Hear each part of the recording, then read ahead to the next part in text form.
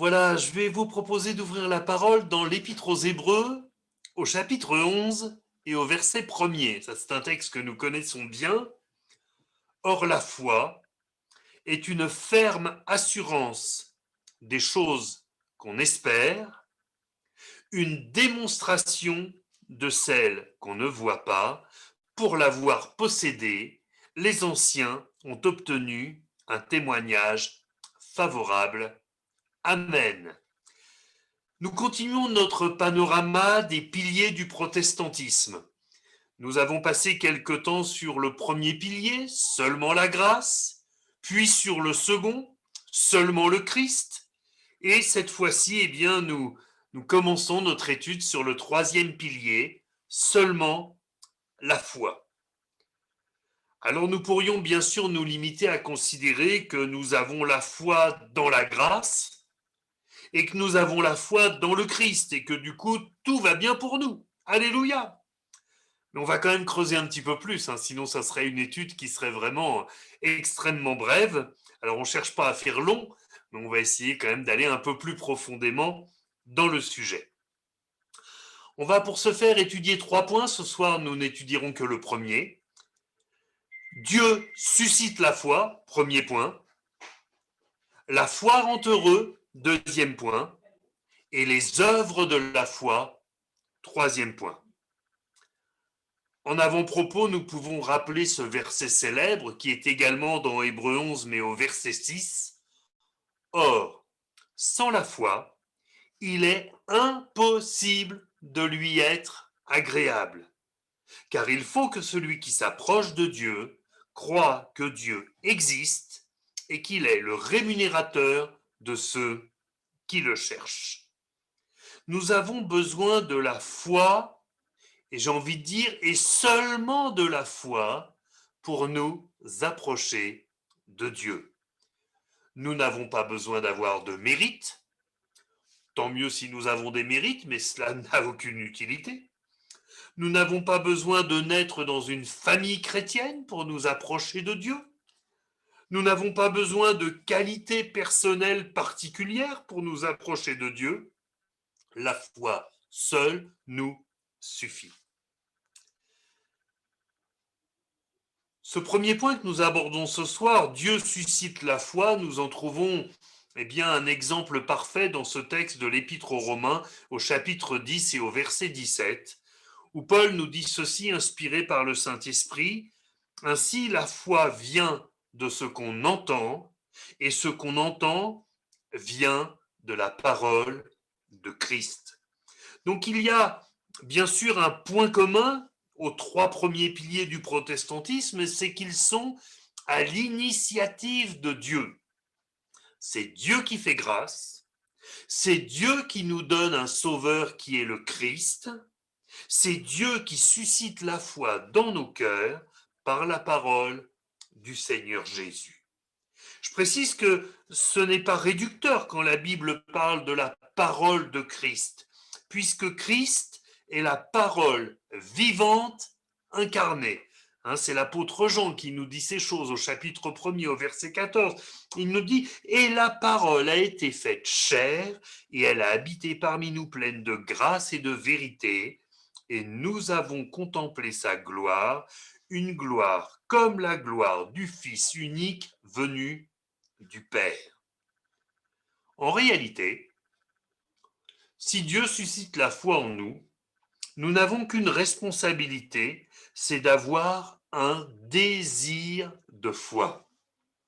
Je ne sais pas si vous avez déjà entendu cette remarque, moi je l'ai entendue parfois, de personnes qui nous disent mais j'aimerais avoir votre foi, mais je ne m'en sens pas capable. Comme si la foi dépendait de nos capacités. Alors c'est très flatteur de leur part, mais en réalité, nos capacités n'y sont pour rien. Et la foi qui est la nôtre, elle est accessible à tous. Il suffit d'en avoir le désir. Et le Seigneur dit, si vous aviez de la foi comme un grain de sénévé, vous diriez à ce sycomore, déracine-toi et plante-toi dans la mer, et il vous obéirait. Ailleurs, le Seigneur dira que le grain de sénévé est la plus petite des semences, mais que quand il croît, il devient un arbre et que les oiseaux trouvent refuge sous ses branches.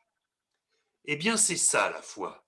C'est une toute petite chose qui prend de la croissance dans notre vie par la grâce de Dieu. En effet, si quelqu'un sème une graine et que quelqu'un d'autre l'arrose, c'est quand même Dieu qui fait croître. C'est ce que dit Paul à l'égard de l'évangile auprès des Corinthiens. Il dit, j'ai semé, Apollos a arrosé, mais c'est Dieu qui fait croître. Alléluia. Ainsi, nous pouvons nous réjouir d'avoir été des témoins de Jésus-Christ, mais si une âme est sauvée par sa foi, c'est une grâce de Dieu et c'est pour la gloire seule du Seigneur. Nous n'y sommes pour rien. Nous avons semé, nous avons fait ce que nous devions faire. Nous avons en quelque sorte enfanté cette âme. Nous avons prié, nous avons éprouvé les douleurs de l'enfantement, diront certains. Mais le Saint-Esprit a convaincu cette âme de péché, de justice, de jugement. C'est le Saint-Esprit qui l'a fait naître de nouveau. C'est le sang de Jésus qui a effacé tous ses péchés. Et toutes ces choses ont été rendues possibles par la foi que le Seigneur a suscité dans le cœur de cette personne. Nous pouvons de fait dire amen à cette parole du Seigneur dans Luc 17, 10. Vous de même, quand vous avez fait tout ce qui vous a été ordonné, dites, nous sommes des serviteurs inutiles. Nous avons fait ce que nous devions faire. Ce que nous devons réaliser tout à nouveau, mes frères et sœurs, parce que nous sommes tellement habitués à la foi. Nous sommes tellement habitués à vivre de cette manière que nous finissons par trouver cela normal. Mais c'est que la naissance de la foi dans un cœur est un miracle. La naissance de la foi dans un cœur est un miracle, un authentique miracle. Et que je sache, le seul qui puisse faire des miracles, c'est le Seigneur. Le seul qui peut faire naître la foi dans un cœur, c'est le Seigneur. Notre intelligence a été obscurcie par le péché et nous étions devenus incapables de concevoir les choses de Dieu. Mais quand le Seigneur nous a accordé le don de la foi, nous avons commencé à croire ce qui était inconcevable pour le commun des mortels, si je peux me permettre de m'exprimer ainsi. C'est que ce que Dieu dit est possible, ce qu'il promet est certain. Ça, ce sont des fondements pour notre foi. Ce que Dieu dit est possible et cela peut arriver dans notre vie, ce qu'il promet est certain. J'ai pris l'habitude il y a quelques années d'un petit triptyque très simple que même un enfant peut mémoriser. Dieu le dit, je le crois, il le fait. C'est simple, hein? C'est tellement simple. Allez, je vous le répète. Dieu le dit, je le crois, il le fait. Quand simplement on saisit ces trois petites phrases, mais quelle assurance on trouve dans le Seigneur. Je pense encore à cette situation où le roi David était dans une situation absolument dramatique. C'est dans 1 Samuel chapitre 30 au verset 6, il nous est dit, David fut dans une grande angoisse, car le peuple parlait de le lapider. Parce que tous avaient de l'amertume dans l'âme, chacun à cause de ses fils et de ses filles. Donc là, David est dans une situation terrible. Les femmes, les enfants ont été kidnappés, la ville où il s'était installé a été pillée, brûlée. Enfin, la situation est dramatique, mais il nous est dit, mais David reprit courage en s'appuyant sur l'Éternel, son Dieu. Que j'aime ce verset. Mais David reprit courage en s'appuyant sur l'Éternel, son Dieu. Moi, j'ai envie de vous dire, accaparez-vous ce texte. Peut-être ce soir, j'ai envie de dire, mais Marie-France reprit courage en s'appuyant sur l'Éternel, son Dieu. Mais Gérald reprit courage en s'appuyant sur l'Éternel, son Dieu. Chacun peut y mettre son prénom, chacun peut reprendre courage s'il y a besoin. Peut-être que vous allez tout à fait bien, et béni soit Dieu si vous allez bien. Ce que David a fait, c'est qu'il a décidé d'arrêter de s'inquiéter, de s'angoisser et de croire que son Dieu allait une fois de plus être fidèle. C'est une décision de foi. C'est un désir de foi. Rien dans sa situation ne permettait d'être optimiste. Il avait perdu femme, enfant, bien, tout était perdu, et en plus, tous les gars qui étaient avec lui voulaient le lapider. Mais il a décidé de compter sur le Seigneur. Il a décidé que contre les apparences, eh bien, il allait se lever et dire, allez, le Seigneur est avec nous, on y va, on va rattraper les pillards, on va les vaincre et on va récupérer tout ce qu'ils nous ont pris. Moi, j'ai envie de vous dire ce soir, on va rattraper les pillards qui ont pillé des âmes au milieu de nos enfants, au milieu de nos familles, au milieu de nos amis, au milieu de nos collègues, au milieu de nos voisins. Le diable a pillé autour de nous. Nous allons rattraper sa troupe, la vaincre, et nous allons les ramener au Seigneur. Alléluia. Gloire à Dieu. Je crois que c'est important pour quelqu'un ce soir de saisir cette parole. Je reprends courage en m'appuyant sur l'Éternel, mon Dieu. La foi, ce n'est pas un concept à la portée des chrétiens de première catégorie. Je ne sais pas ce que c'est un chrétien de première catégorie d'ailleurs. D'ailleurs, je ne sais même pas ce qu'est un bon chrétien. Je crois qu'un bon chrétien, c'est quelqu'un qui est déjà rentré dans l'éternité en ayant fait de son vivant la paix avec Dieu. Une fois qu'on est dans le ciel, là, c'est sûr, on est bon.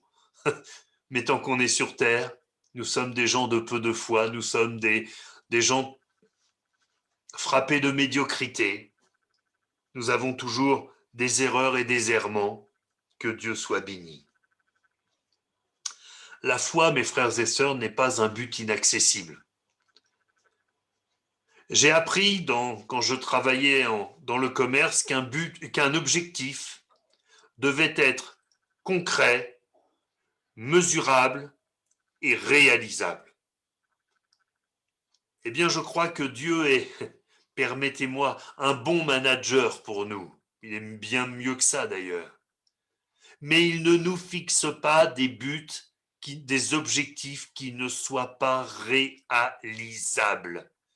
Et s'il nous dit d'avoir des désirs de foi pour être remplis de foi et compter sur lui, c'est que ça n'est pas un objectif irréalisable, mais quelque chose qui est à la portée de notre main.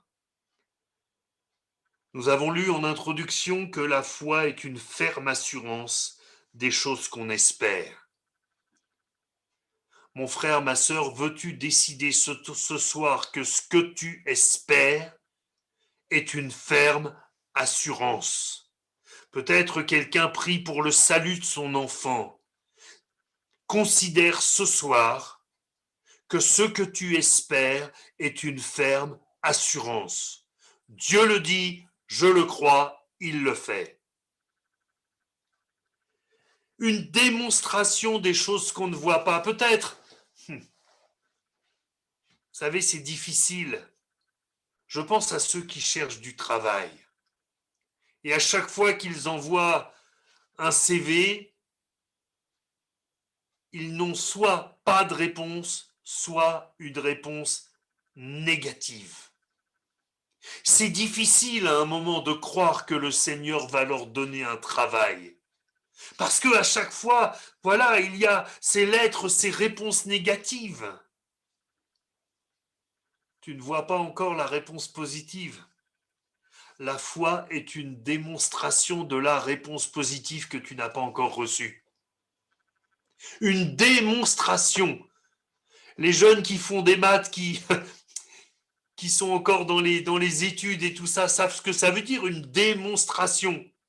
Ça veut dire qu'il y a une chose qui est affirmée et qu'il faut justifier, expliquer, démontrer que cette chose est vraie. La foi nous démontre que ce qu'on ne voit pas est vrai.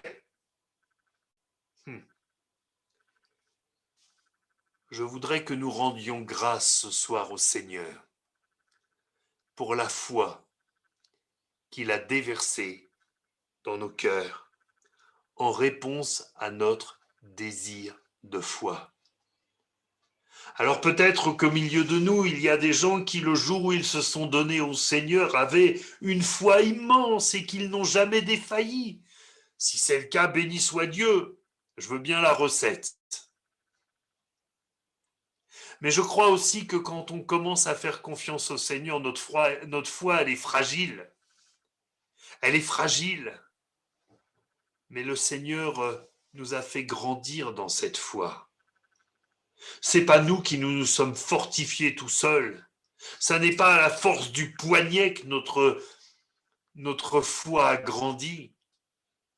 C'est pas un effet de la bonté de notre Dieu, qui sait que nous avons besoin de la foi pour le suivre, pour être en paix. Voyez, dans les personnes pour qui nous allons prier ce soir, je vois des personnes qui ne sont pas en paix, qui n'arrivent plus à dormir, des personnes qui sont tout le temps rattrapées par leurs angoisses, par leur terreur, par leurs préoccupations. Ce sont autant de personnes qui ont besoin de recevoir dans leur cœur la foi au Seigneur Jésus, celle qui fait qu'on s'endort tranquille, comme un bébé. C'est pas compliqué un bébé, hein. Le ventre est plein, la couche est propre, il dort. C'est simple, hein. Eh oui, eh oui. Alors la couche propre, ça je vous en laisse la responsabilité. Mais le ventre plein, eh bien le Seigneur pourvoit à tous nos besoins. Et quand notre âme est paisible, parce qu'elle est appuyée sur le Seigneur, alors nous pouvons nous endormir du sommeil du juste. C'est une belle expression, ça, hein. C'est fait pour nous, nous qui sommes justes, justifiés par le sang de Jésus. Alors bénissons le Seigneur ensemble, mes frères et sœurs. Seigneur notre Dieu, nous voulons te rendre grâce pour cette foi que tu mets dans nos cœurs, ce cadeau extraordinaire que tu nous as donné. Oui, Seigneur, nous n'avons rien à te présenter, rien dont nous puissions être fiers devant toi. Mais Seigneur, tu nous as donné cette foi afin que nous te soyons agréables, que nous puissions, Seigneur, eh bien, croire contre toute évidence, croire même dans les situations humainement désespérées. Et nous te bénissons pour cela. À ton nom seul, toute la gloire. Seigneur, je veux te prier maintenant pour les âmes qui ont besoin de ton secours. Pour Madame Cass, Seigneur, tu connais sa situation, tu connais son cœur. Je te prie de la soulager et de la sauver.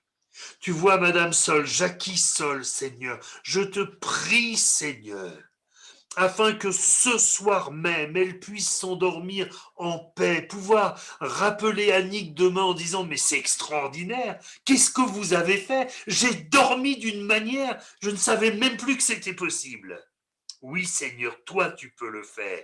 Je te prie pour Lorraine, Seigneur, tu connais les besoins de son âme et je te supplie de les combler, de secourir cette jeune femme, Seigneur, et de réjouir le cœur de ses parents, de son frère, de sa famille, Seigneur, en la voyant revenir à toi et trouver en toi le secours dont elle a besoin. Merci pour notre sœur Annie, tu lui fais beaucoup de bien, mais Seigneur, elle a encore besoin de toi, Seigneur, fais grâce. Merci pour Pascal qui va pouvoir rentrer chez lui ce week-end. Seigneur, réjouis son cœur, réjouis le cœur de Sandrine, que ça soit vraiment une fête, Seigneur, l'occasion, Seigneur, pour cette famille de se retrouver, de se réjouir grâce à ta bonté. Seigneur, merci encore pour notre sœur Séverine hospitalisée, pour Eric, pour Cathy qui vont bientôt être opérés l'un et l'autre. Seigneur, tu fais grâce. Je te bénis aussi pour les conséquences de ce week-end de jeunesse, Seigneur. Les fruits commencent à venir, les retours sont excellents, Seigneur, tu as fait des merveilles. Et je te prie pour la sortie des enfants, afin que là aussi tu glorifies ton nom. Merci Seigneur, fais du bien au dos de notre sœur Evelyne, Seigneur. J'en oublie certainement, Seigneur, il y a tant de besoins, mais tu les connais et tu bénis chacun de tes enfants. Merci Seigneur, au nom de Jésus-Christ. Amen. Amen.